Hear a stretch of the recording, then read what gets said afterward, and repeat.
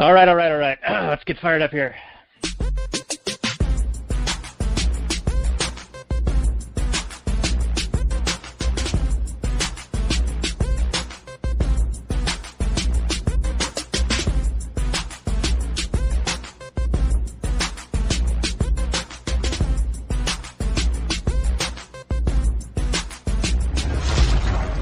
Maximum freedom. Read. Stay on target. Maximum freedom. Stay on target.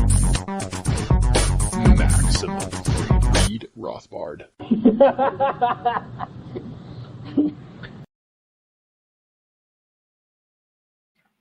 Hey, and welcome to the Actual Anarchy podcast. This is that podcast where we talk about movies from a Rothbardian anarcho-capitalist perspective. And tonight we're going to be talking about A Perfect World, a Clint Eastwood joint. And this is a movie that we had actually intended to record a little bit earlier, but that would only be in a perfect world. Unfortunately, we live in a world where pipes burst and people get food poisoning. And hence, we're recording on the day we are going to be releasing this episode. You can find the show notes and more for this at actualanarchy.com/229. And let's say hello to my hetero life mate, Robert Johnson, before we introduce our wonderful guest and get talking about this movie starring Kevin Costner. So that's a bit of a hint on who's going to be joining us. So, Robert, how you doing, sir? Oh, sir, I've got some sun lately. I don't know about you. I know you're about the same latitude as I am, but over here on the east side of the Cascade Mountains, it is out in full force. And the temperatures have jumped up into the 70s and the 80s. And so I've just been out running around, getting sunburned, riding quads, going to lakes, macking on hot chicks. It's what I do. So when did Grandma start heading out to the dunes? Have you seen that movie where Napoleon Dynamite, she's like riding the little four-wheeler? You know what I'm talking about? You. I think that's in Idaho, but I got wind of that, and that is a documentary, as you know. So it's absolutely true. That's where they all hang out. All right, very nice. Yeah, we got a little sun ourselves. My kids actually have a little sun blister on their cheeks and whatnot. Also, I am now out a third silver eagle because just today, tooth number 3 came out of kid number 1. So that was pretty exciting. How many more teeth you got to go? I don't even know, man. I don't count them. But they're like 500 teeth in the human body. She's like a shark, So, speaking of sharks, someone suggested we do Jaws sometime soon, and they want to be a guest. So we'll be doing that. Are there some serious libertarian themes in Jaws about the shark attacking? What lessons can we learn from a shark attack at a beach? Are there non-aggression principles with shark attacks? I think so, and I think our guests might have something to say about this when we introduce them on the Last Nerds portion of the show here in just a moment. So why don't we kick that off, and we will be back right after these messages from a couple of midwits. All right, here we go.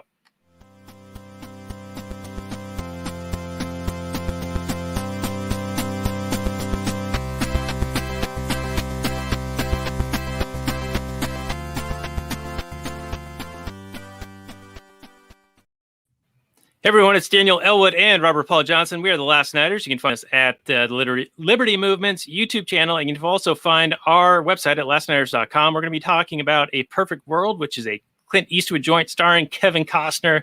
And this is episode 172 of the show. You can find this at lastnighters.com/172.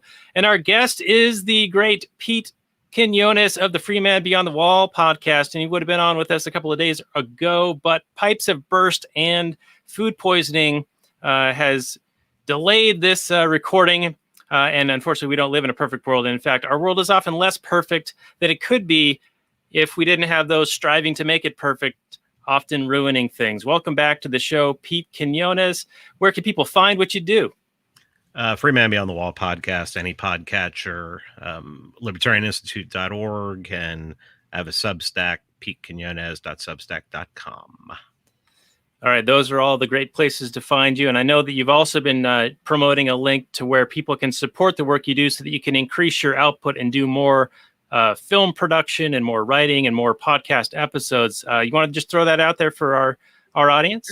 freemanbeyondthewall.com/goal. The whole story is there. All right, very good. Now, this wouldn't be a Kevin Costner episode without you, so I'm so glad that you overcame the illness that you had contracted. And there ought to be a law, right, preventing ill foods from getting out in the world, and some kind of regulation just stopping people from getting sick ever. We need perfect health all the time. You got to hide in your basement, avoid the sun, and all of those things. And you get a free donut if you do the dog tricks that they want you to do. We just need more government. That's the answer. I think that's the theme answer. of this podcast from the get-go. Absolutely. Yeah. Now, Pete, was this a self-inflicted E. coli wound, or what? Was you out at some place? I don't know, man. I've been trying to figure it out, where it came from, what did it, and everything. So I've just been throwing food out all day and starting all over. All right. Well, I'm glad that you were able to make it on tonight, and we have a pretty good movie, I think, here to talk about. This is one of Clint Eastwood's finest directed films and one of Kevin Costner's finest performances. In fact, I think I sent you a link a few months ago after the JFK appearance, and this was, I think, ranked number 1 or 2 as far as Kevin Costner performances. JFK was up there as well. Waterworld was definitely not up there. or was The Postman. But how we usually start this thing off is with the Google description, and normally I would pull it up, but I'm having difficulties technologically speaking, so I'll just give it a read out loud here, and I'll go full screen so people can see me trying to read. Okay, so A Perfect World came out in 1993, PG-13. It's a crime/drama film, 2 hours and 18 minutes, 7.6 on IMDb, 79% Rotten Tomatoes, and 3.7 out of 5 on Letterboxd. 89% of Google users like the movie. The description reads, Butch, played by Kevin Costner, is an escaped state prisoner from a Texas jail. He kidnaps Philip, a young, impressionable boy. As they embark on a trip across the American Southwest together, a surprising bond grows between the convict and his captive, even as law enforcement forces slowly catch up with them. An honorable Texas Ranger, Red Garnett, played by Clint Eastwood, understands Butch has a heart of gold but must pursue him anyway out of a duty to the law and a desire to protect the child. Came out November 24th, 1993, directed by Clint Eastwood, and of course stars Kevin Costner. Robert, let's go to you for your opening on this one. It's a little bit strange on that description, just because it says that Clint Eastwood realizes that Kevin Costner's character has a heart of gold. I don't know about that. Maybe at the end he realizes that he's not necessarily a threat to the kid, but from what I saw, it was mostly he was an experienced lawman on a manhunt who was kind of reluctant to, sick all the dogs, so to speak. He was more of took the more like humanitarian approach, treating people a little bit respectfully and whatnot, even despite all appearances. Like the FBI guy, who's kind of the I don't know, the careless kind of killer guy who just wants to end it. And then you got the very empathetic female character who's into understanding the motivations of the people and what they're actually dealing with and that sort of thing. And Clint Eastwood's kind of like somewhere in the middle between the female and the FBI guy. Laura Dern plays the female. Like you said, Clint Eastwood did a pretty decent job acting, but I think Costner outshines him here in the main role. He's not, I still don't think he's a great actor, but this is one of his best performances for sure. I did have a problem with the kid. I didn't think he did a very good job. He did fine for a kid, but he's still a kid. He's not amazing. And there are some awkward scenes. Did you not like him in Grey's Anatomy? I didn't catch him in Grey's Anatomy, Daniel. I don't know what you're talking about. Apparently, he grew up and continued on acting and was in Grey's Anatomy as of 2009 for one episode. So well, good for him. All right, good job, kid. The movie itself was pretty darn enjoyable. I like that it had some kind of ambiguously gray character in Kevin Costner, who was a fairly pragmatic individual, but he had some kind of moral code. There were lines he wouldn't cross, but he realized that he wasn't a good guy. He was a bad guy, but he wasn't the worst. And it made for an interesting watch because you weren't sure what he was going to do. You didn't know if he was going to kill his friend, well, his escape buddy. And then you didn't know what he was going to do when especially towards at the end, when he basically holds hostage the farmer sharecropper family people. Yeah. That was kind of shocking, that whole scenario as that played out. And I'm sure we can talk about that scene in detail. Yeah, it seemed like he didn't know what he was going to do either. Right. And that made it interesting to watch. It's fairly compelling the entire time. Now, the plot itself was fairly, not surprising. They got the main character who's gonna get to Alaska. Just can't wait to get to Alaska. And anytime in one of these movies, some character says they're gonna get to Alaska, they're never getting to Alaska. It's gonna die at the end. So that, was fairly predictable, but the choices he makes along the way, revealing his character, was quite interesting, and I did enjoy that. That struck me as very non-standard Hollywood. It struck me as a fairly interesting character film, which I absolutely enjoyed that aspect for sure. I hated. There were a few things I hated. I don't know if I want to get into them right now, but they were plot contrivances, conveniences, like the whole kidnapping. They were like, oh no, we've got to kidnap somebody in order to escape this neighborhood. And then they just walk out. And then there's just nobody there to stop him. As if they didn't have the kid, it would have been just fine anyway. But I understand the plot had to happen. I wish it had been a little bit more understandable why they had to kidnap the kid. But overall, I enjoyed the father-son kind of dynamic between the two, the convict and the kid. The kid who's this kind of closeted, was it Seventh-day Adventist kid who, and they started off on Halloween. Jehovah's Witness, thank you. And so you have this convict who's like, what? You can't even go to a carnival, and you can't ride on the rides, and you can't do Halloween. You've never had cotton candy. And he's kind of reacting to the kid's situation, and this kid's situation's acting to him. And it's very interesting character film. Well done, guys. Not a perfect film, but I think we'll have plenty to talk about. All right, so A Perfect World, not a perfect film, but still pretty good.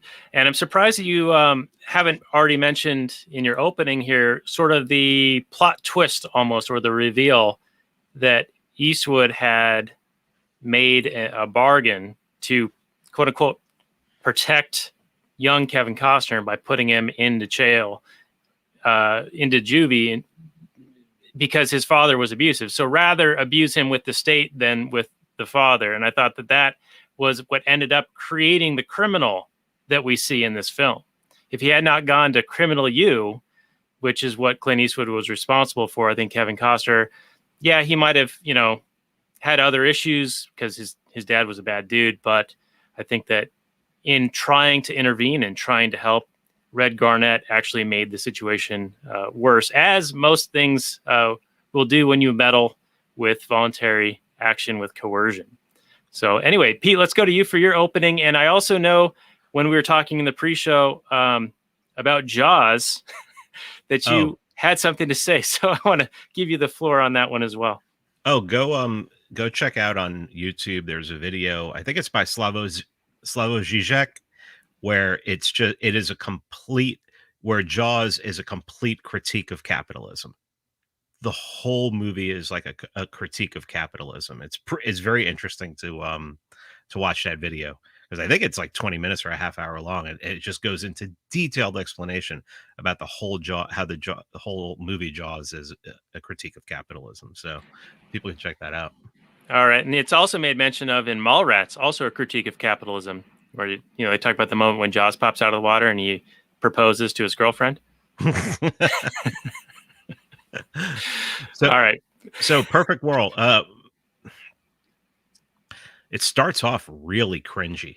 I mean, there are some parts that you're just like completely, ugh, this is really weird. And my wife said the same thing. She wasn't really watching it, but she was in the background and she was like, what the hell are you watching? And then as it went along, she like got more into the movie. She's like, oh, this is like a really good movie. And basically it, I guess the aspect that I like the best about it is that obviously there's no father in the picture for this kid, and there really hasn't been. And Kevin Costner just really becomes a father to him. And I think that more than anything is that maybe one of the main messages they were trying to send in making this movie. Also, I think they're really showing I think there's a critique of law enforcement in there as well. Obviously, I think most movies have some kind of critique of law enforcement, and it's a timepiece. So, do we know what year it takes place in? 63. The same 63? year, Okay. right before Kennedy's shot, right? Okay, so Yeah, it's right before yeah, Kennedy's like shot. like a month before. So yeah, this actually ties well into your last episode with us on JFK. Yeah. So the the whole we were talking about the scene with the sharecroppers and everything, and it doesn't seem like that had anything racial to do. I think that had more to do with somebody who was just, I mean, I guess we can get more into this, but looking at seeing their father in somebody and just like pretty much seeing red and not knowing what the hell he's going to do. Yeah. So I think this is I personally, to me, and it may be because I had a shitty father. I just see daddy stuff in all this. I see daddy issues in like this whole movie. Yeah, I would definitely agree with that, and I think that's one of the Absolutely. things that made it stand out with people seeing this as one of Kevin Costner's best performances. They see that interaction with him, like sort of becoming that father he didn't have for a kid who doesn't have a father. Like I think he sees a lot of himself as a character in the kid in this movie, and so he tries to guide him. It sort of turns him around in some ways, and I also wasn't clear on why Costner was in prison, because didn't he killed his father, and then later on he says that he had only ever killed his father because he had hurt his mom, and then Pugh, who was the escapee along with him, because he was harming the boy. So I'm just curious, like, what Was there a joyride? Did he steal somebody's like a mayor's or somebody's car and took it on a Yeah. joyride or something like that? when he was a kid though, and Okay, that's so what got him not why into he the okay, got him yeah. into the like the juvie system or whatever, and that's what Red Garnett, Eastwood's character, got with the judge and was like, hey, even though we would normally just slap him on the wrists or give him a light sentence, let's come down hard on him because his home life's really bad. So let's let the state abuse him instead. Yeah, that's a tough one. Do you send the kid? You send the kid home to their to the abusive father, or do you send them to the abusive state? Well, and Clint Eastwood's like justification for that was he said like, well, I've seen some people come out of there okay. Yeah, I think that was the quote in the movie. Like, well, I saw some people come out okay, so there's a chance at least, I guess. That's really playing God there with a kid's life. I don't know. yeah. I mean, abusive. Believe me, being in an abusive home, I don't know, man. Between that and the state, who knows? Especially, you have to take it in. I don't know. I've never really done a study into in the 50s what being in a state facility would be like or something like that. I mean, you would hope it would be better than today, but who the hell knows? I mean, there was so much less oversight at that time. So Yeah, and I think that the deputy who was working with Eastwood's character wasn't really even aware of the history between them, because he made some off the cuff remark like, "Oh yeah, they sent him to juvie where he like learned to be criminal." yeah, And that's something pretty popular, a pretty popular trope about prisons. Yeah, so. Yeah, seems believable to me. I mean, if you're gonna put people in close proximity with people who've committed a lot of crimes, even if you're in for a non-violent offense or like a drug crime or whatever, because so many other opportunities are then not available to you if you get out, then it's going to seem a lot easier to do something that you've learned in such a system. Sorry, trying to do something here. Apologize. You take care of what you had to take care of, Pete. We'll hold down the fort. No, I'm good. Sorry. Fucking hard. Okay, here. Daniel, I'm just gonna like cold cock you with this question. I'm gonna cold cock you right in Let's the do face. this. Let's do this. Kevin Costner, was he a good dad or a bad dad to this kid? Because he was the kid's only dad. He tied him to the roof of the car and sped up or slowed down. He involved the kid obviously in a lot of dangerous situations. Mm-hmm. But he was also quite, a sympathetic, he cared about the kid. Obviously he valued that kid's relationship, and he cared about how the kid was going to turn out. Like he was, as he was like surrendering / getting himself killed, he was negotiating for this kid to live, something of a life, right? A normal life. What's that anymore? It's being locked inside your house and not being able to work as told to and dictated by the government. That's a normal life. What are you talking about? Exactly. All right. So has your question come to its completion? I am satisfied with how I have asked this question to this point. Okay, perfect. Yeah, in a weird way, yeah, I think he was a pretty good dad. He listened to the kid. He tried to teach him life lessons, not all of them good. He also treated him sort of as an equal or as almost an adult, which we try to do with our kids as much as we can. Like he was like, "Hey, Buzz, are you in or you out? You can stay here and I'll drive off, or you can hop in the car and we'll go. We'll continue on this journey together." And he did try to give him a lot of those experiences that he didn't have because of his religious upbringing with his family. And so I think there was a lot of nurturing going on and just, general companionship. This is a kid who was, of course, starving for a father.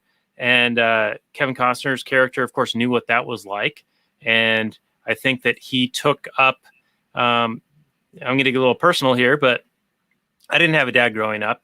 And so when I had kids, because I didn't have a dad, I wanted to make sure that I was a dad and, as good of one as I could be. And I feel like perhaps that was something that I could see Kevin Costner's character doing in this film as well. Yeah. For sure. Yeah. I mean, it almost appeared like he was going way overboard trying to be the good dad. And that's I don't know. Like, you didn't have a dad. I had a terrible dad. So it's I don't even know when he was doing all that stuff. It's like so foreign to me. I'm just like, I don't know what he's doing. I mean, it seems like that's what he's supposed to be. That's what a dad's supposed to do. Because I never had kids. So probably because I was scared I was going to be a shitty dad like mine. Yeah, having a dad, good or bad, can massively affect. I mean, parents are such a huge role. What did you guys think of the religious aspects being kind of undermined by Costner?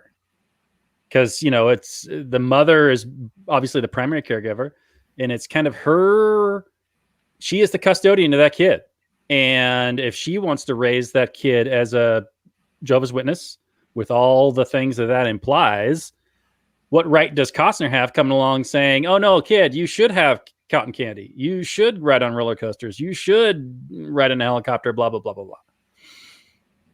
Yeah, I mean, he did kidnap him. So it's not kinda. Exactly well, he also offered to not. Yeah.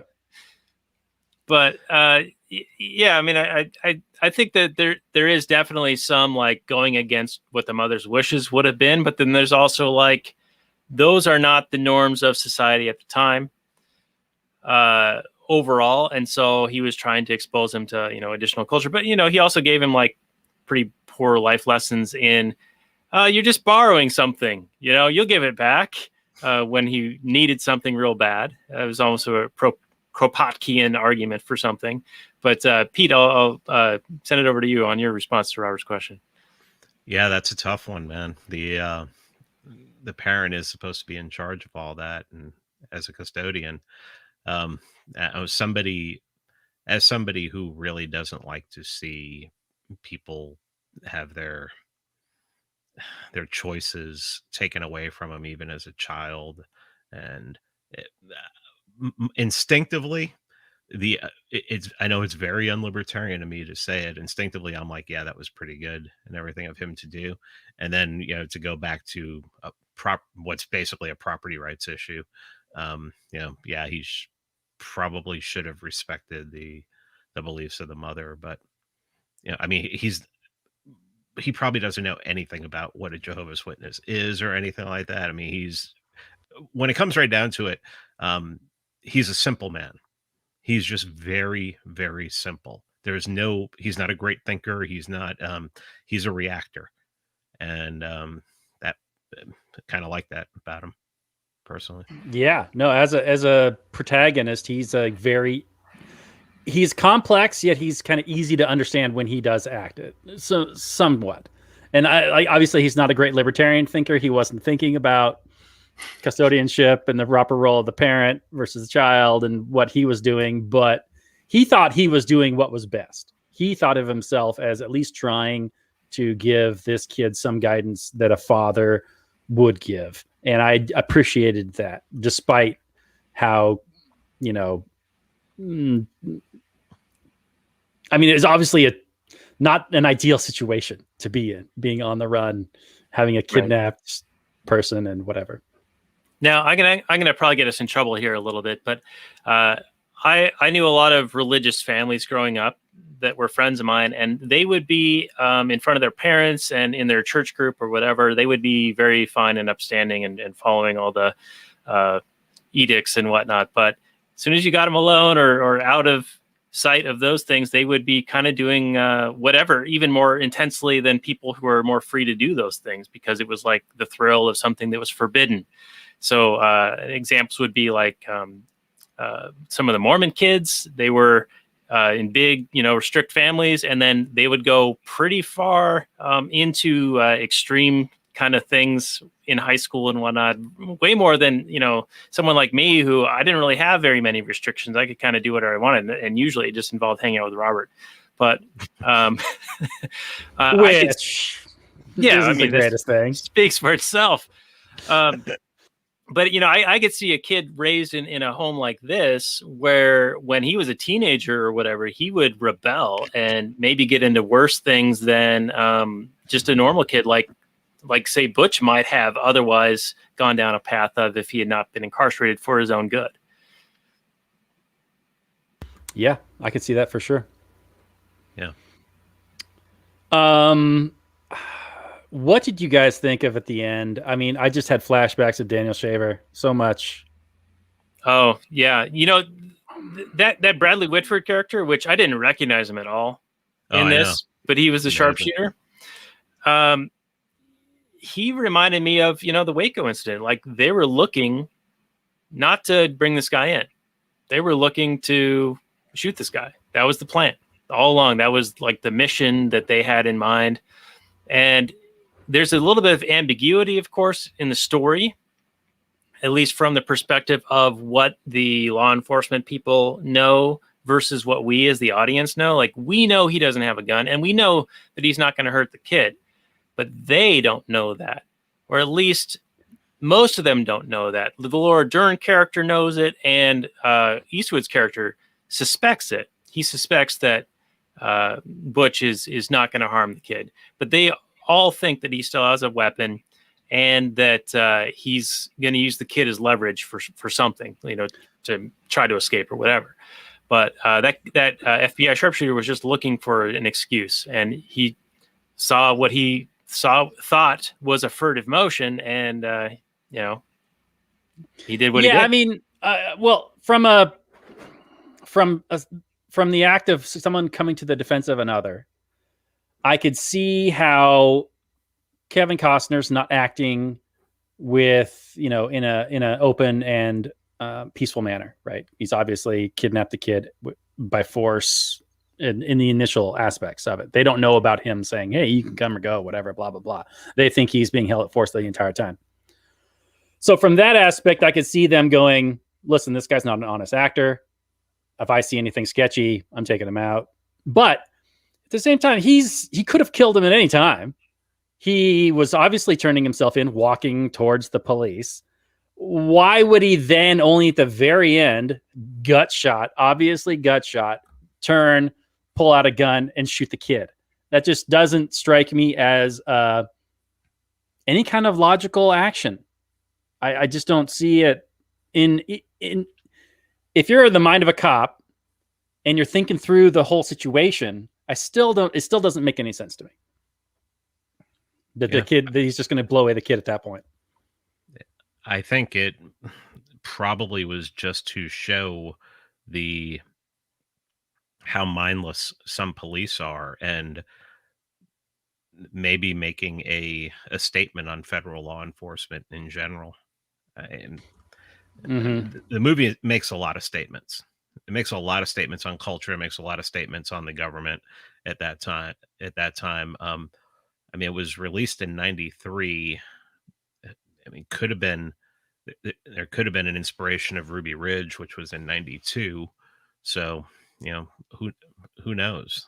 But yeah, it's just so brutal, because by that point, pretty much anyone who watches the movie is in love with the character. I mean, I know I wasn't. I couldn't be the only person who was absolutely devastated when the kid, gut shots him.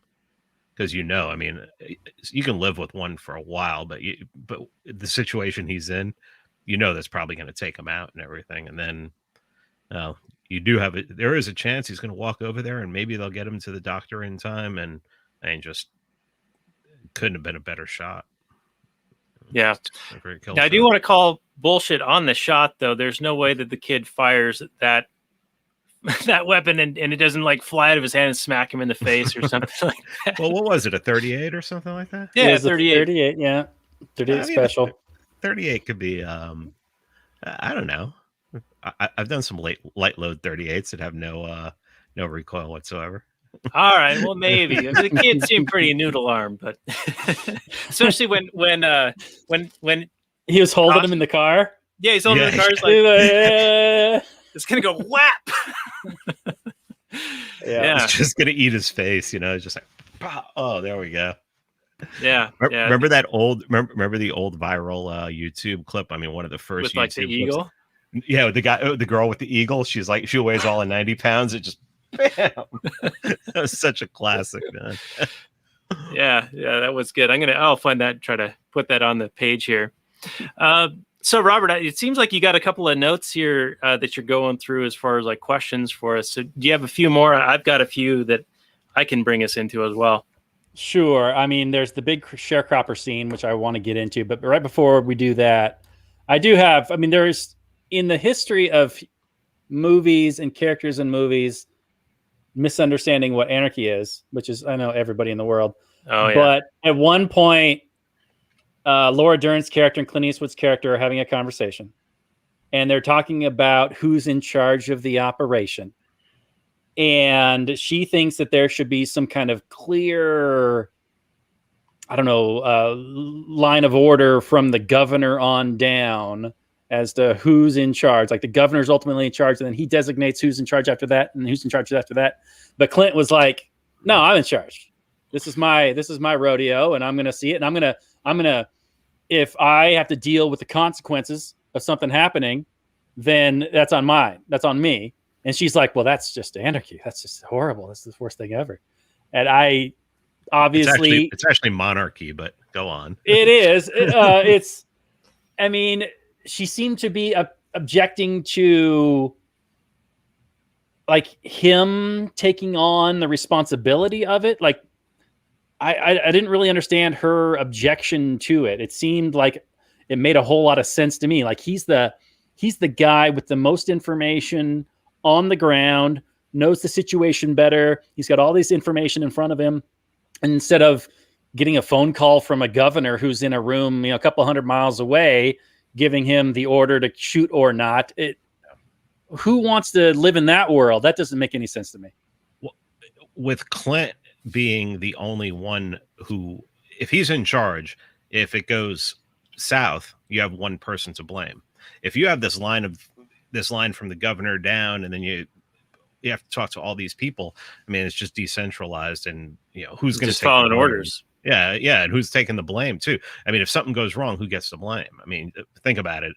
Whenever something goes wrong in this government, that you just who do you blame? I mean, so Yeah. if I would rather have one person be in charge of a situation, I'd rather have one person be in charge of most situations, then at least you know where to point the gun. But I think that being in charge, one person being in charge of a situation like this, especially somebody who's what the hell word I'm looking for? It's been a decorated, someone with a lot of experienced, experience. yeah. Jesus, Yeah. experienced law enforcement officer, a Texas Ranger. Who are supposed to be the elite of the elite, and you would think that would be a better thing for it. Yeah, Robert, I would agree with that. And this is, I believe, a point we were making on the Robin Hood episode with when King John went up to the Scottish lords and was like, "Hey, I'm right here. I'm the guy to be mad at. Take me out if you want." Yeah. So, yeah, and I could see Laura Dern's character being into the bureaucratic process. We need a chain of command, and we need to do it all by the book and official. She's like this, criminologist, like university. We don't want some cowboy out here doing whatever he wants. We need to have a chain of command elected by the democratic process.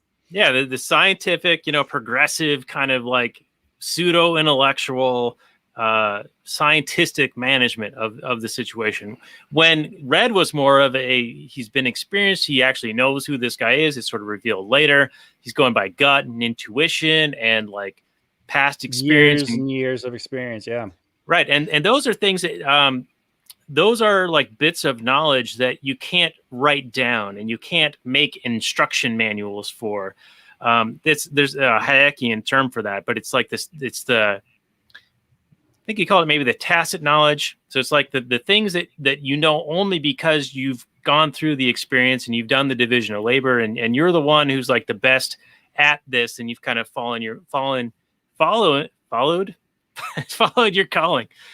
Sorry, I think I've got some of your. I'm doing it to you, yeah. Mental fog going on. But yeah. So anyway, I wanted to also get into some of the Hayekian stuff because with A Perfect World, and they actually make mention of this, the Laura Dern character, she says something along the lines of, in response to the deputy saying, in a perfect world, we'd have more resources so we could block more roads and throw more men at this thing. And her response to that is, well, in a perfect world, we wouldn't need any of this because this wouldn't have happened. This criminal situation would have happened. And that's one of the things that we often encounter when we're arguing with people.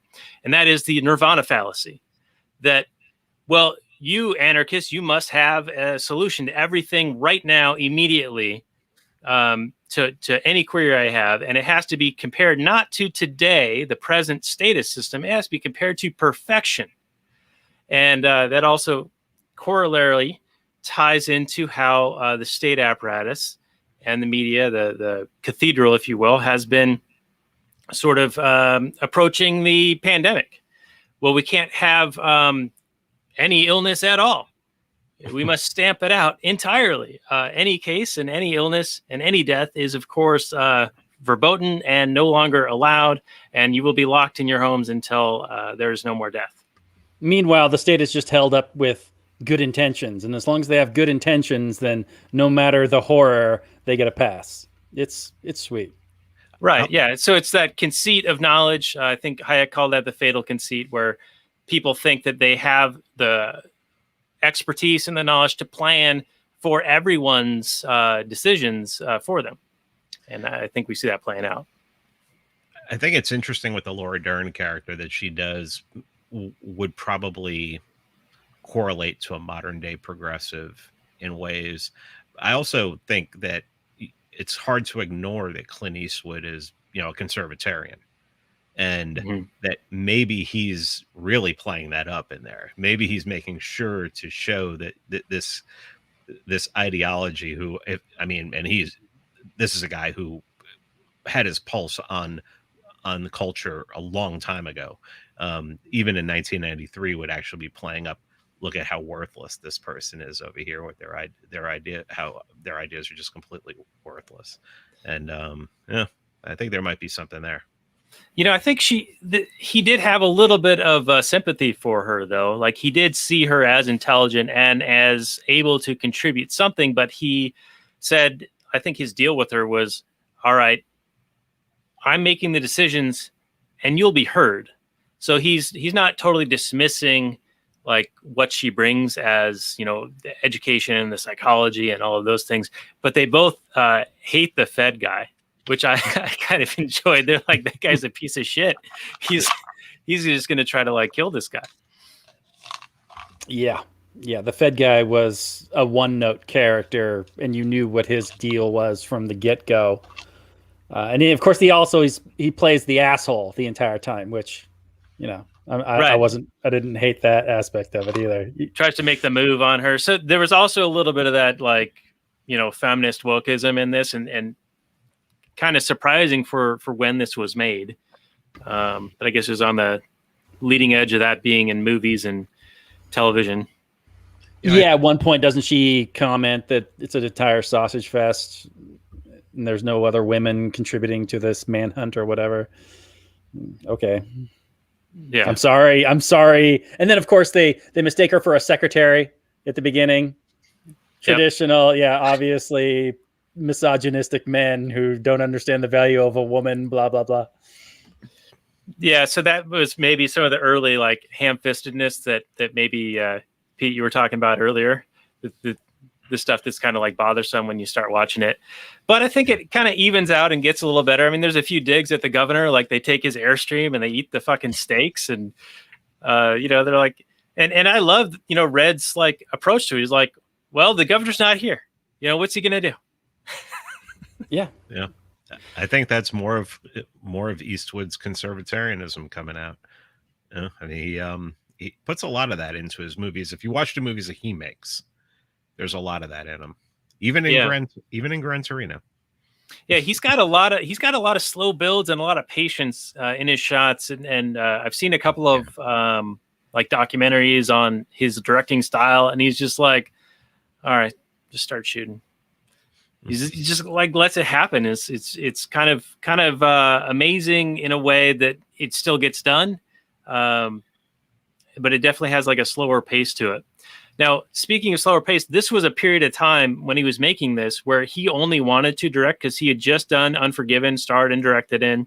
He was doing the Oscar push for that, and I think In the Line of Fire was also a pretty big movie right around this time when A Perfect World came up. And so he was only planning on directing this. And Kevin Costner actually suggested to him, like, hey, I've read through this whole thing, and I think this movie doesn't work unless you are Garnett, or you are Red Garnett. I mean, and Eastwood agreed to it because he doesn't have a whole lot of screen time in it. Yeah. From what I understand, there is more than one movie that he's directed and, basically ran the show on that he wasn't going to appear in, and he just decided at the last minute. I mean, Gran Torino is one of those movies. It wasn't written for him, and they just decided, well, he's going to be the best fit for it and everything. And then there was one recently where he played like a drug mule or something like that. And that was another one where he wasn't going to play the lead in it, and so I think that happens to him a lot. It's just like, all right, I'm going to be the director. Yeah, but everybody wants to see you act too. Yeah. Yep. Yeah, we did the mule a little while ago. A little while. I mean, who knows? I've lost all concept of time since the scamdemic here, but we did that with Rocky Fahrenberg, and that was a really good episode for a pretty slow movie. Yeah, that movie's got some issues, but I still love Clint Eastwood. Don't get me wrong. Yeah, and I want to do some of his older stuff, definitely. And he's got some, conservatarian, libertarian kind of leanings. Some of his quotes are like, hey, I believe in gun control as long as I'm the one controlling the gun. And I would definitely agree with that. I always wondered about that quote. Yeah? Yeah. It always seemed to me, I don't know. I think that quote could be taken that if there's a gun present, I want to be in control of it. No one else. I don't want anyone else in control of it. Oh, yeah, I guess you could read it that way. I think of it more along the lines of, I have a gun and you can have a gun, and we don't necessarily need to know that, but we're going to respect each other because that's possible. I hope so. I hope I got it wrong. Everything to me is negative. I'm looking for the negative in everything. So. Yeah, I mean, he also did do that weird chair speech about Obama, I think in 2012. He's odd. Yeah, he's odd. Yeah. And I just chalked that up to him being like super old at the time, and now he's even older. He seems old in this, and he was 93. And it's kind of weird because I think of this movie as more of a late 90s or early 2000s, because that's when it came on my radar. I'd heard that this is a really good Kevin Costner movie, like in maybe the year 2000 or something like that. And I was like, because, oh, it must because be. That's so rare, right? Yeah. Look at Robert. I'm just watching Robert's reaction. Yeah, he's been in a lot of good stuff, but I don't know, he's hit or miss.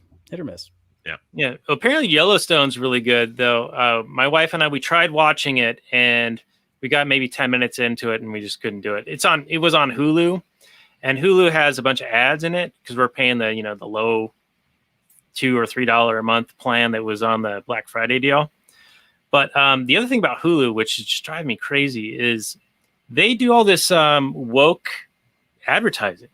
Like they have a whole commercial about the Black Lives Matter thing, and it's Hulu. I mean, it's them promoting themselves, saying "keep on fighting." Yeah, and it's like, well, okay, so corporate the mostly peaceful fighting, or are you being more literal here? Yeah, it's a corporate revolution. I mean, the corporations always lead the revolutions, right? It seems to be that way. I know Dave's been talking about that, with the 99% scaring the bejesus out of the corporate institutions. And so then they figured, all right, well, let's get these guys fighting each other, the divide and conquer strategy. Makes sense. And it seems to have worked wonders. Yeah, it does. It makes a lot of sense, for sure. I don't know if it's 100% accurate, but it makes a lot of sense. If I were pulling strings, I'd be doing the same shit. So, yeah, divide and conquer. Anything to distract away from yourself. I mean, if the government's been doing it for so long, you tell me corporations aren't going to pick up on it, and the press. I mean, come on, the press is the best at it. Yeah. Yeah. So, Pete, I listened to a recent episode of yours with Buck Johnson of the Counterflow podcast, and I love that guy. His show used to be Death to Tyrants, and I know that he gave a speech at Mises event recently, and I think you were there. Did you also give a speech there? No, it was part of a panel. It was he, Tho Bishop, and Jonathan Newman, and they were just doing a panel, and so it was they each had a very small little window to talk for themselves, and then they answered questions. And okay. So, yeah. All right, that's cool. And one of the things that was pointed out in your interview, which I thought maybe tied to this movie just on the name alone, is the quote, "Perfect is the enemy of the good." And this was the argument for the Hoppian style of what must be done on the local level, trying to get into the political arena to sort of dismantle it, because it's what we have available to us. And I'll, of course, link to that episode on this show notes page here. But I wondered if you could speak to that just for a moment and your perspective on it. On dismantling at the local level? Well, and perfect being the enemy of the good, where the argument is that when, the quote unquote anarchists like Robert and I would be like, we don't vote, we don't believe in it. It's against the NAP, it's against our philosophy. Whereas maybe there's a bit of a nuance, because there's not a whole lot of avenues necessarily available to remaining entirely principled. Sometimes you have to be a bit pragmatic. Well, I mean, even if you want to run away from the government, ask Randy Weaver how that worked out. He ran to northern Idaho, a half hour away from the Canadian border, and they came and found him. I just don't see the idea that we're going to. I mean, I'm almost seeing the non-aggression principle as like a suicide pact, like suicide right now, because it's like it's like Saul Alinsky said. One of his rules for radicals was hold your enemy to their principles. Mhm. So they, whenever libertarians are always point out that, hey, they're the most consistent people out there. Well, I mean, the people running the world aren't consistent. They don't care. So if they don't care and they run everything, and they'll kill you and lock you in your house and want to force needles into your arm and force you to carry something in order to, travel, maybe even drive your car over state lines at some point. And what are you going to do? I mean, it seems like it's pretty friggin' usually you have to do something.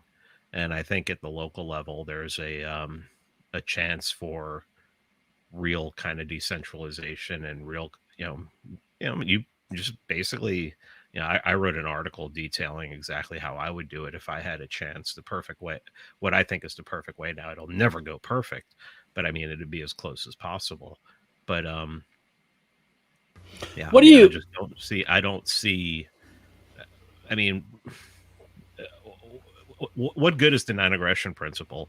I mean, if your neighbor was stealing from you, you would make some attempt to stop it. Well, the government steals from us every week. No one's making any attempt to stop it.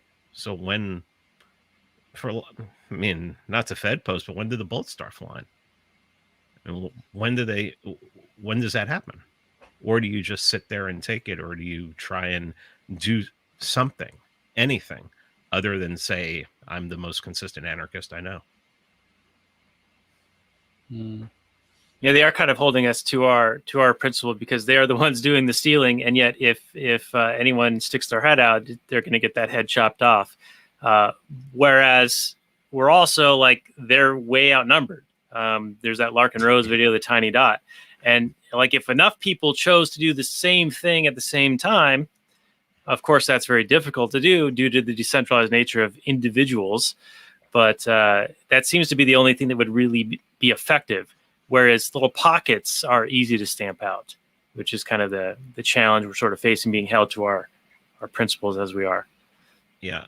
So, I mean, all I can hope for is, it seems like in the last 5 years with Trump, then through this election, which really wasn't an election, and into January 6th, where people are calling it an insurrection, where in a country of 500,000 guns, not one shows up to the insurrection. I hope that some people are starting to see how illegitimate this whole thing is, especially when they build a fence around where the lawmakers are. And that should tell anybody, if we saw that in another country, we'd believe that government was probably illegitimate. So Yeah. I think there's some hope to be held out there, but still got to do something. I mean, just sitting on your hands and hoping that just because you have a consistent ideology that, somehow that's going to be in some magical way.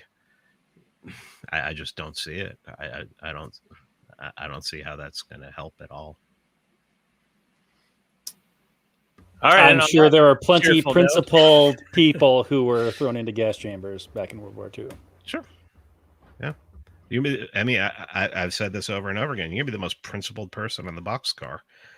And libertarians, if the boxcar is owned by Walmart, libertarians will probably be like, oh, this is cool. I'm going to leave them a good Yelp review. Because it's a private company, bro. I mean, right. They're using private companies to do all this stuff now, too, which is just, you want to talk about another spit in the face of libertarianism.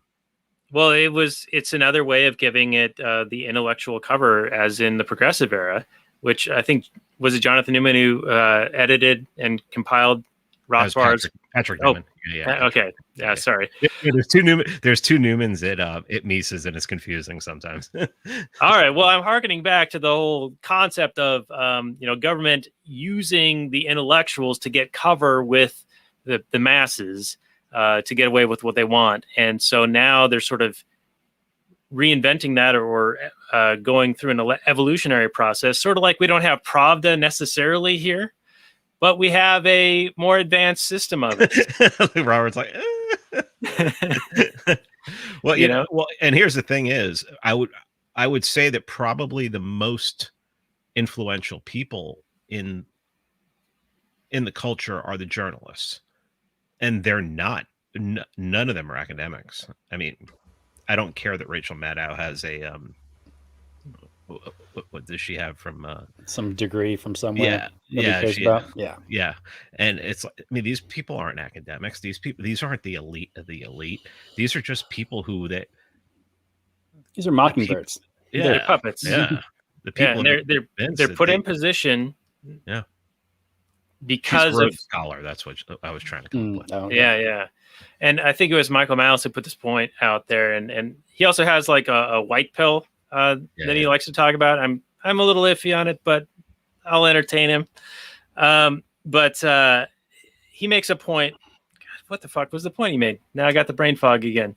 Oh, that the journalistic class, they'll of course say, well, I don't purposely go out of my way to distort the truth or not report things as they are. And his point back to them is, well, you wouldn't be in a position if you did. Yeah. You know, like you're there because of how you do things. You've been trained in a certain way to do things the way that they want you to do it. And so you may believe that you're doing the right thing and doing the best job you can, but it's not because you're this hard-hitting objective journalist who's looking at all the facts and actually reporting on the truth of what's happening. You're presenting the narrative. You're factual but not truthful. And it's rather interesting that like the big communication schools like Northwestern, things like that, you see a lot of the people who want to become sportscasters come out of there too, and like ESPN, and then how much has been revealed over the last 4 or 5 years that they all learned the same exact thing that the journalists did. They learned wokeism. They learned I mean, there are ESPN anchors who are mockingbirds now. Oh yeah, it's amazing to watch. It's amazing. I mean, I haven't watched I used to watch ESPN like religiously. I haven't watched it since like 2016. Ever since Trump started, since the whole Trump thing, I haven't watched ESPN because I saw the way it was going. I saw it back then. Yeah, and it makes people like Glenn Greenwald stand out all the more when you see somebody who's actually calling this crap out, and it's quite obvious. Yeah, I couldn't tell you one other journalist that I think is any worth a shit than Greenwald. Michael Tracy is good. Matt Taibbi is good. Matt Taibbi, Andy No does some good stuff. Yeah. Andy No is great because, you know, I mean, a friggin' 80-year-old lady could be walking down the street and like bump into something and she's Antifa. I think Andy No thinks everyone he meets is Antifa. So anyway, we're probably getting to the point where we can start to wind this one down. So do either of you guys have any other points or notes you wanted to bring up before we get into summary and review? And I'm not even sure how to score this thing. Maybe it's only a 6-shooter, but we could give it, you know, a number of rounds in the chamber out of 10. Well, I've got the big sharecropper scene. Yep. If we could get into that, that would be good. So they're sleeping in the car, and they get surprised by the sharecropper guy. And so he invites them out of kindness. Hey, sleep in the house. Right on. Go ahead. Come on in, and we'll even feed you and everything. And then you can, when the sun comes up, you can be on your way. But then, you know, you see him hitting his grandson, I believe. Yeah. Right? Grandson, yep. Grandson. And Kevin Costner takes exception to that. He's, you know, that triggers him, to use a left term. And I'm not exactly sure what's going through his head. And I understand he reacts due to his upbringing and his own sense of morality and that kind of thing. But did you guys get the impression that he was trying to teach the man a lesson at gunpoint? That seemed like, tell him you love him. No, really mean it, or else I'm going to shoot you in the face. It struck me as kind of absurd, even though he had good intentions. Does it really teach the guy to behave better? Is the guy never going to hit his kid again? Is he going to be traumatized by that and actually be more of a good, kind-hearted person? Or at least, you know, reluctant to strike his grandson? Was this an overall net positive? Or was it just completely futile and just shows how broken of a character Kevin Costner is? I think it's the last one. I don't think he had any idea what he was doing at that time. I think he was blacked out, seeing red, and I don't think he knew what he was doing. I don't think he was trying to teach a lesson. I just think it was all he knew to do at the time. And I think I think that scene more than anything exposed the fact that, yeah, he was, even though he was really nice to the kid, he's a damaged human. Yeah. Yeah. I tend to think along those lines too. I think that maybe in the moment he felt like it was more like he thought he was teaching him a lesson, but not effectively. It was more like, this feels good to do this to you because of how you're treating this kid. And I'm probably going to, I don't know exactly what I'm going to do now, but I might kill you. I don't know. So this lesson's sort of moot, but it was just like that rage, that seeing red, that being triggered by seeing that kid being abused by this man, similar to how he had been abused as a child by his father. And so he wasn't really clear on what he was doing. And I think that's sort of conveyed pretty well in the film. Like that, I think Costner even says in later on, he's like, yeah, I wasn't sure what I was going to do. So you did the right thing by shooting me, Philip. Or what? Yeah, Philip was his name, right? Call him Buzz. Mm-hmm. Yeah, and that was just to like stop him from, to interrupt to interrupt whatever he was doing, because he was on this path of, potentially killing the whole family. I mean, if he had ended up killing that sharecropper guy, then it would stand to reason he would need to then do even worse. Yeah, kill the grandma and the grandson, which would have been a bridge too far from the audience perspective. At least from my perspective, I would have completely lost any kind of liking of the character at that point. I'd be like, oh, you just damned yourself, buddy, at that point. Yeah. And the scene before that, he was dancing with her. I think her name was Dottie, and like showing his, maybe not his humanity, but his ability to put on a human skin or human mask, to like be sort of that kind of like welcoming, kind of get into your good graces kind of way, sort of set you up. Yeah. I mean, if he doesn't see grandpa hit the kid, of course, they leave and there's no story, right? I mean, they just leave and they're on their way. So I think he is a multifaceted character, which makes him interesting. He learned how to dance when growing up in this whorehouse, but he has issues and they come out, and he is also not one to shy away from using violence to achieve his ends. And that makes for a very dynamic character. Right. And there's one other question I wanted to ask you, Robert, before we wind down here, and that is Butch's lesson to the kid about borrowing something. Borrowing ain't stealing. You're just giving it back to him. What was it? If you really need it, no, borrow. Right. No, he said stealing's wrong, but if you really need it, then it's just borrowing or something like that. Right. Which seems like a pretty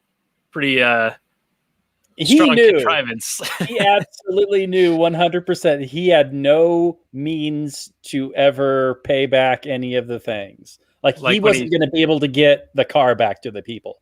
He probably thought that the car might get back to the people eventually, but he wouldn't have been the one to do it. Like the cops would pick it up and get it back to him or whatever. It was nice that he kind of had some kind of sense of moral code. But again, do you think that the average American or the average audience member is going to agree with him in that situation? Probably. I mean, maybe now, yes, but maybe back when it was made, not so much. Yeah, I tend to think that if you've got strong moral code, you're going to be like, nope, close, but no cigar. Whereas these days, with a lot of the people on the left, they're like, yeah, of course, you really need it. It's unoccupied. Fine. It's nobody's there right now. I need it more than whoever else is. So it's an unplanned donation in my pocket. Thank you very much. Right. Yeah. I wonder how they'll handle the people who now have 3 or 4 houses and can't possibly spend 100% of their time there. Are those considered abandoned properties now? Yeah, I don't know if they get special considerations because she's black, Daniel. I don't know. I was talking about Bernie, but Oh, actually both of them.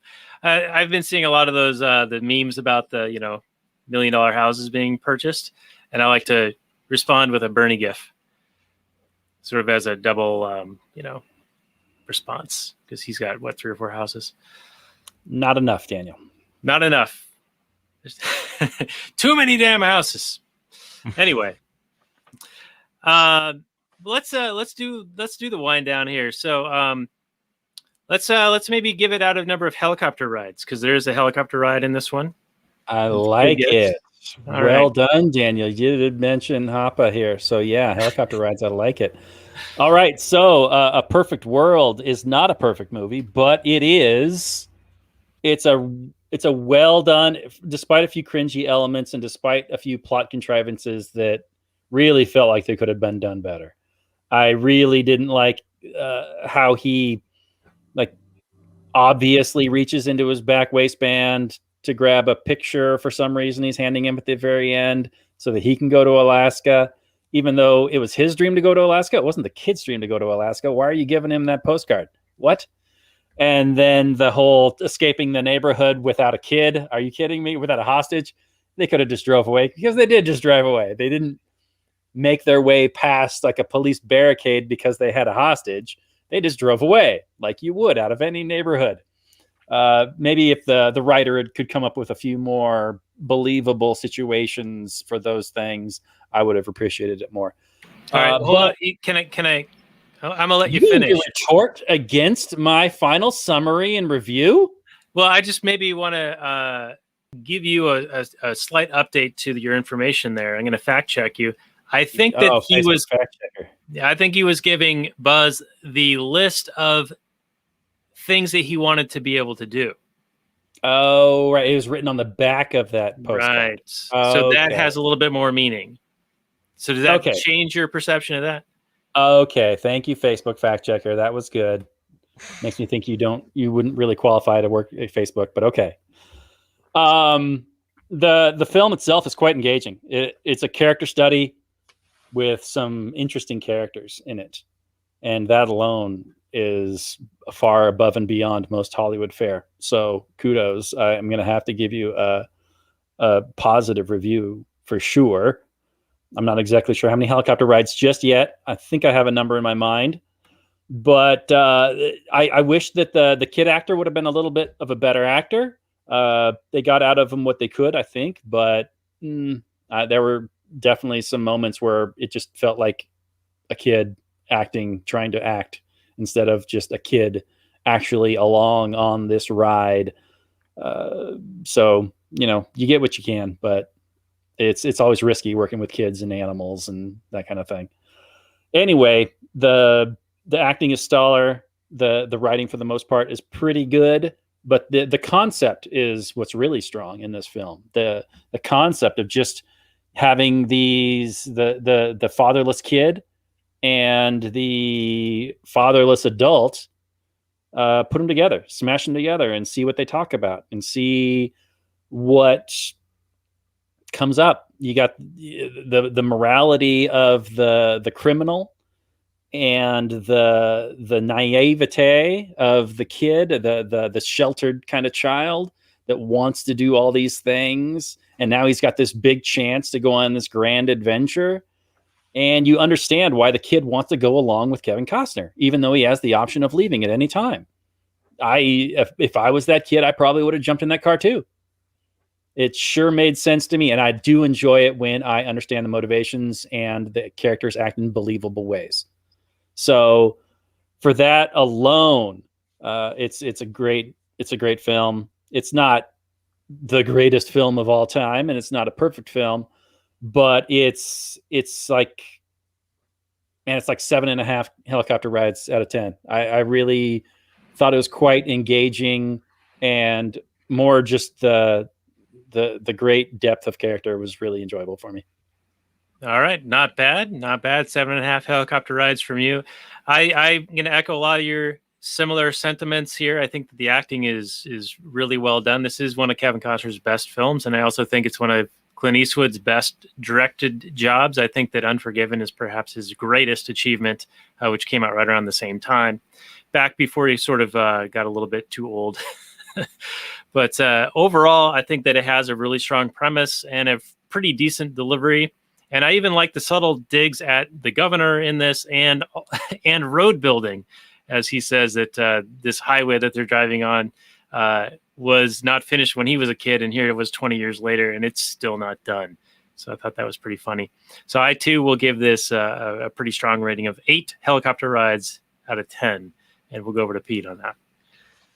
I guess we'll average this out because I want to give it 2 scores. 1 score, technically, there was just so many like typical kind of tropes. Both of them hitting the FBI agent at the end. And it was just, and then she knees him in the nuts. It was just like, come on, that is just so something that you would expect. And I don't know, there were little technical things in the script that just seem so I mean, common tropes that you see. So from a technical standpoint, I actually give it 6 helicopter rides out of 10. But from stepping back and looking at it as a piece of art and as a whole and how it made me feel, and that's the most important thing. I don't think it's a very cerebral movie. I don't think that there's no high philosophy in here. It's just one of these movies that's meant to make you feel a certain way. And it, from that standpoint, I would say 8 out of 10. And Yeah, I'd agree with you. It definitely hits on those emotional notes. I think it's that father and son kind of vibe that gets developed when you know that both of these characters don't have a father, and so they sort of develop that bond. So yeah, pretty good.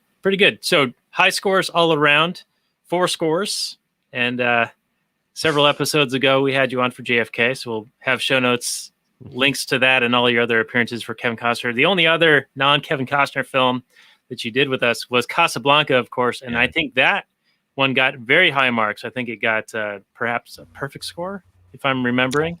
Yeah, 10 and 2 9.5s, or 2 10s and a 9.5, something like that. It was. Yeah. It's pretty nutso. Pretty high from the judges. I don't know. Maybe they were high. I don't know. But I probably was. So this has been a lot of fun, Pete, and I hope you can stick around for just a little bit longer. I know that you are still trying to recover and whatnot, but we will be back next week, Robert, with a more cerebral film, and that is Eyes Wide Shut, Kubrick's last and final film. It has lots of stuff going on in it, and it's going to have our buddy Mike C on to talk about it. So I think that one will be a pretty chock full discussion. It's a pretty long movie, and there's a lot going on in it. It's weird. I haven't seen it since the first time when it came out, and I was weirded out by it back then, and that was before sort of my conversion into learning about the philosophy that we adopted. So I wonder how much more I will see in it now. Yeah, I haven't seen it at all, but I have heard tales of it and how accurate it is to real world. I don't know, but that's what I've heard. So we'll see. Yeah, I think it'll be really interesting. And I know that there was, at least Mike's mentioned this in the past, that there was a cut that Kubrick wanted to make, but he died before it could be completed. And the question is, was that a murder? Maybe. So we'll get into that next week, and we will get into some Kathleen Turner Overdrive right after this. Available for our Patreon supporters at lastnighters.com/Patreon. People can also check out our guest, Pete Quinones, at Freeman Beyond the Wall. And you do great work over there. You're also at the Libertarian Institute. We did a donation recently to the drive there. We got the latest Scott Horton book. And that was as a result of having Keith on, Keith Knight. Keith is great. Right. We love that guy. And we're going to have him on again pretty soon. We were just on with him talking about libertarian movies, or movies that had libertarian messages, but maybe weren't aware of them, something along those lines. But that was really good. I'll put that on the show notes page as well. That's cool. So thanks again, and we will say goodnight from last night, everyone. We'll see you guys all next week for Eyes Wide Shut. Peace out.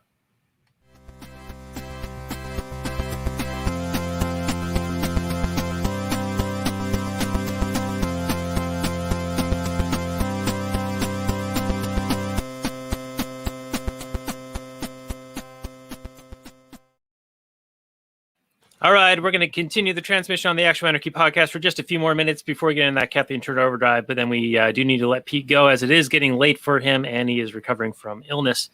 But I always like to save a sort of a racier or spicier question for the end here. So Robert and Pete, and I'll go to Robert first. What was your take on the unspoken language of love between Kevin Costner and the waitress at the diner? I thought that was really well portrayed. I've in my younger days, I've experienced some of those unspoken messagings, and that sort of let you know what's on the table, what's on the menu. And I thought that was well portrayed in this. And I thought that Costner's, Butch's explanation to Buzz was pretty funny as well. Like, do you love her? Well, of course I did. You saw me kiss her butt. Yeah, that was a cute scene for sure. I thought it was pretty dang accurate. I don't know if I have any issue with it. It was definitely an entertaining scene. I loved the subtext, the things said without them being said. Why would she even start talking about that? Yeah, that was well done. I don't know how often something like that happens, but there have been times where that is done, and that is something that definitely increases the excitement when you're not just coming out and saying it. You're just leaving it up to what's not said. I enjoy that a lot. Right, and there's like an audience unawares because of how you're doing, or you think they're unawares. I mean, I'm sure they're not always. But like the kid probably didn't quite understand what was happening, but the adults absolutely, without fail, knew exactly what was happening. Right. Now, do you think, and we'll go to Pete with this question, do you think this was here to further humanize the Costner character, or what was the purpose of the scene being in here? Maybe to remind you that he was in prison. I mean, that's what all I thought when that scene started. I mean, there was great subtext there. Was how long has he been in prison? So he really needs to get this done. And that's pretty much where my mind went. Was just like, oh yeah, I mean, this is some good acting and everything, and kid, go wait in the car, kind of thing. But I was just thinking, I wonder how long he's been in prison, because he really wants this at this point. Yeah, I was actually surprised that he ended up walking away from her. I would have imagined that he wouldn't have needed much longer to, before they could be on their way. But yeah, it was a little bit weird when the waitress started asking about his wife. Mm-hmm. Like, I don't know, if you're just picking up some random dude driving by on the highway, are you really asking about, is there a woman involved in your life? I mean, it struck me as a little bit weird, but other than that, I like the scene a lot. Well, maybe that's related to what we were talking about before, where there's sort of that air of respectability. You know, that "Baby It's Cold Outside" song that, of course, is played every Christmas season, and people get all up in arms about it these days and calling it offensive. Meanwhile, they're listening to WAP, thinking that that's like the greatest song ever. But the whole concept of that song is that there's certain airs that need to be displayed to be respectable, and so there's subtext about what's really going on here. So, I really must go, wink, wink, but right. I don't want to. I really do care about whether there's a woman in your life, right? I do. I'm not just going to bang you right now in about 12 seconds. Yeah, right. I see. Right. Yeah, you're putting on airs. It makes sense. Right, and when we were talking about it earlier, it's sort of like when people sort of have we were talking about the message that Costner, the lesson that he was teaching Buzz, where it's okay to take something if you really need it. And it's sort of, maybe people have this moral code that they'll contrive themselves, contort themselves into, well, this still fits into my moral code somehow. And right. so As long as I it's check this okay. box, then it's okay. As long as I ask about there's a woman in your life, and he makes up some lie about there not being one, then as long as that's fine. I can sleep at night knowing that I've at least pretended to care. Right. And maybe it's a mechanism to try to get around the cognitive dissonance that might have occurred, where you're doing something incongruent with your stated beliefs. So maybe a coping mechanism. So I think there is a fair amount of like psychological stuff going on in this movie on display. So what other, lessons can we learn from this other than that Vienna sausage is gross, by the way? What? He talked about Vienna sausages. He asked them to check their supplies, and he said they had like a candy bar and like a couple of other things. He's like, Tater tots. He likes tater tots. Yeah, Clint Eastwood likes tater tots, as do I. I think they're great. But Kevin Costner talked about, is there any canned meat in there, like Vienna sausages? I made the mistake of thinking that Vienna sausages were like little Smokies, just in a can, and so I bought some. They're not that. They're not that. I see what you're saying. Yeah. Okay. They are. Do you know what they are? Vienna sausages? I mean, I've seen them, but I Okay. don't know if I've had them in a long last time, so I couldn't tell you. All right. Well, apparently when they process meat, and this is like made during World War II or whatever, to like. Is this the pink slime? It is the pink slime. Well, it's not the pink slime you're thinking of that's made with the chicken nuggets. This is different pink slime. They've deboned the cut of meat, gotten all the good meat off of it to make sausages and hamburgers and steaks and whatnot. And this is all the bits that are left, and they press it through like these filtered screens, and whatever sludge oozes out and they scrape off that's not like gonna break your teeth is what they press into these little sausages, and they are Vienna sausages. Sounds delicious. Yeah. It's gross. So anyway, that's the high note I'm going to leave everyone on this episode of the Actual Anarchy podcast.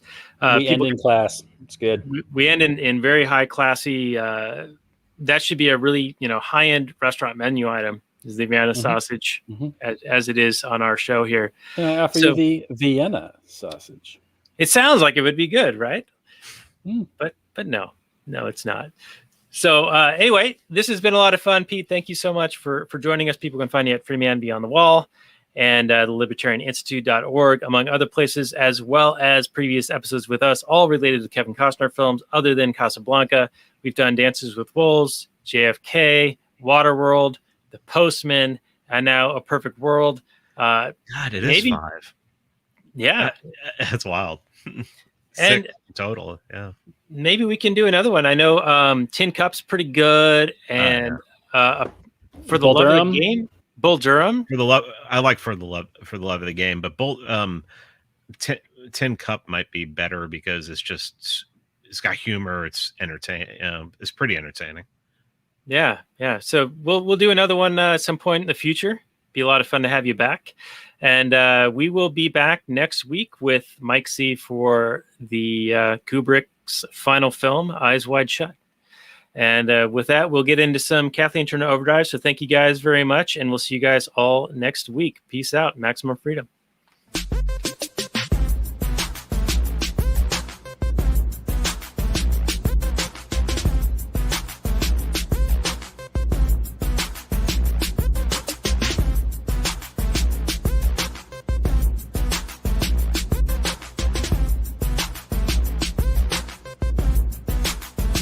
The Chipmunks. CHIPMUNK. We're the Chipmunks. Guaranteed to brighten your day. Do do do do do do do do do do do.